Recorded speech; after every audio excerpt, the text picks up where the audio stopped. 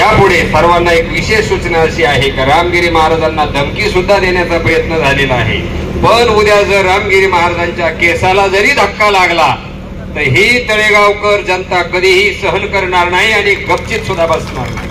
रामगिरी महाराजांना आताही त्या ठिकाणी पोलीस संरक्षण स्वतःच्या ठिकाणी देण्यात आलेलं आहे, परंतु तळेगावकरांनी लक्षात घ्या, हा वनवा आपल्यापर्यंत येऊ शकतो. रामगिरी महाराजांना जर उद्या काही त्यांच्या जीवावर बेतलं ते आपल्याकरता आपल्या प्राणापेक्षाही सुद्धा गंभीर असेल. म्हणून तळेगावकरांनी एक लक्षात घ्या, आज जशी निषेध सभा झाली, उद्या जर रामगिरी महाराजांबद्दल कुठं काही घडलं, त्यांची कुठे गाडी अडवण्याचा प्रयत्न केला, त्यांची कुठे जीवावरती हल्ला करण्याचा प्रयत्न केला, शेवटी संत हे आमच्या धर्माचं प्रतीक आहे, संत हे आमच्या देवाच्या सैन्यातील सैनिक आहे आणि अशा सैनिकावर, अशा महान संतावर ज्यांनी ह्या जगाच्या करता स्वतःचं देहार्पण केलेलं आहे, त्याग केलेला आहे, आणि अशा त्यागी महात्म्यावर जर कोणी हल्ला करीत असेल, त्यांच्याबद्दल कोणी अपशब्द बोलत असेल तर ते आम्ही कदापि सहन करणार नाही. आणि तळेगाववासियांनो, आज जशी आपण निषेध सभा घेतली, जर उद्या आपल्याला कुठं अनुचित प्रकार घडलेला आढळला, रामगिरी महाराजांच्या बद्दल जर कुठं आपल्याला कुठं निषेध सभा दिसली, त्यांच्याबद्दल कुठं हल्ला झालेला दिसला, त्यांच्याबद्दल कोणी बोललेलं दिसलं, त्यावेळेला आम्ही तळेगाव चौक हा कायमस्वरूपी बंद केल्याशिवाय राहणार नाही, लक्षात ठेवा.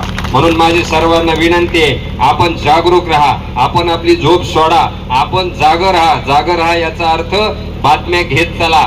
आपण काय व्हॉट्सअपवरती इतर मेसेज पाठवण्यापेक्षा आपण जागृतीचे मेसेज पाठवा. आणि रामगिरी महाराज हे आपल्याकरता पूजनीय आहेत, वंदनीय आहेत, याचं सगळ्यांनी डोक्यामध्ये घ्या. कारण हे सरला बेट नगर आपल्या अहिल्यानगर जिल्ह्यात आहे, म्हणून आपल्याला त्याची किंमत नाही, परंतु ह्या बेटाची भगवंतानं निर्मिती केलेली आहे आणि त्याच्यावरती गंगागिरी रूपी महाराजांनी वृक्ष लावला, नारायणगिरी महाराज रूपी त्याला वटवृक्ष झाला आणि रामगिरी नावाचं फळ त्या बेटाला आत लागलेलं आहे. ते गोड फळ चाखायचं असेल तर ते फळ सुरक्षित राहिलं पाहिजे, ही सगळ्यांना माझी कळकळीची विनंती आहे. म्हणून रामगिरी महाराजांचा प्राण तो आपला प्राण आहे. म्हणून सगळ्यांनी रामगिरी महाराजांवरती जर कुठं काही अनुचित प्रकार घडला, काल वैजापूरला त्या ठिकाणी निषेध सभा महाराजांबद्दल काही समाजांनी त्या ठिकाणी घेतली, परंतु महाराजांनी कुठल्याही प्रकारचं वक्तव्य करत असताना सद विवेकबुद्धीनं त्या ठिकाणी केलेलं आहे.